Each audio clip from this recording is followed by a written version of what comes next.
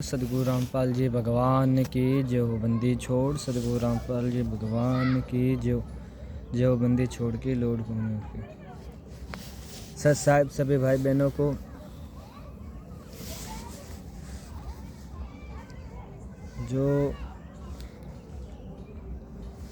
तो जगत भाई बहनों से मेरी एक प्रार्थना है।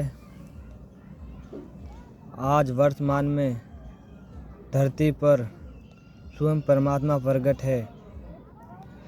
अगर अपना मोक्ष कराना चाहते हो और 2028 युग परिवर्तन का समय है, अपने परिवार का और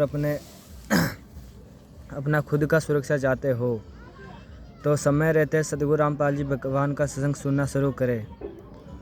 और आप सोचते हो कि अब इंसान भगवान कैसे हो सकता है, तो इंसान को समझाने के लिए इंसान का रूप ही धर के ही आएगा ना परमात्मा। जैसे कि अब हाथी का रूप बना ले परमात्मा, सक्षम है कुछ भी रूप बना लेते परमात्मा।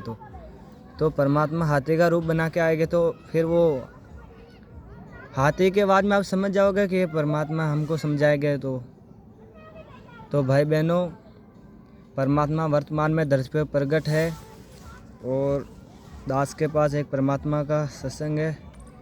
परमात्मा उनमें क्या बोल रहे हैं, एक संकेत कर रहे हैं, ध्यान से सुनना।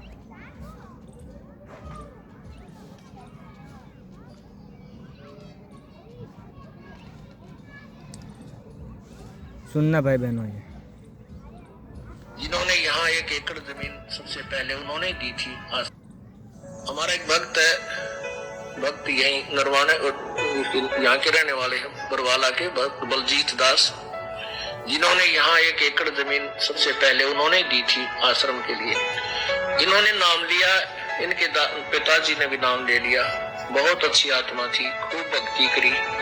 तो अंत समय में उन्होंने आहार छोड़ दिया और शरीर बिल्कुल ठीक ठाक, कोई दिक्कत नहीं, और मंत्र करे खूब डट के। हम काशी गए हुए थे, उसको घर से यहाँ ले आए थे। वो घर इनका इधर नरवाना के आसपास है ना, उसके पास आप उधर है जींद जिले में है गाँव उनका, भूसला गाँव है, भूसला खटखट के आसपास। तो वहां से अब पिताजी को, बाकी भाई वहां रहते हैं, ये यहाँ रहते हैं, यहाँ ले आए थे। तो मैं भी यहाँ आया। मेरे आते ही बोले गुरु जी आ जाएंगे तो शरीर छोड़ दूंगा। तो शरीर हम वहाँ रुके रात में और चले गए। अगले दिन वो कहने लगा भाई महाराज जी आगे, और देखिए आगे गुरु जी जहाज ले रहे हैं, ये सामने गाड़ी ला दी, देखिए आखिरी। अरे भाई मैं जाऊँ, देखो मैं जा रहा हूँ, सत साहिब नो कह और सारा परिवार बुला लिया और चले गए। बड़े आराम से शरीर छोड़ गए।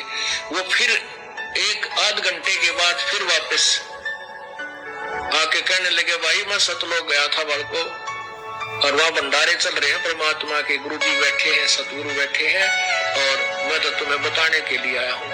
एक दूध पिलाओ मेरे को, थोड़ा दूध पिलाओ। वो अपने फ्रिज बोला ताजा दूध लाइए, फ्रिज मत निकाल कर ले गए। बोले ना तू ताजा को नहीं। फिर एक और भगत था, उनके गाय थी या भैंस, वहां से दूध लाए, 1 कटोरी दूध पी। मैंने बोला मैं चला, बच्चों लगे रही हो, ये पूर्ण मार्ग है, पूर्ण परमात्मा आए हैं। कुछ दिन के बाद इस परिवार का तो सत साहिब भगत जी, तो सुना आपने परमात्मा क्या कह रहे हैं।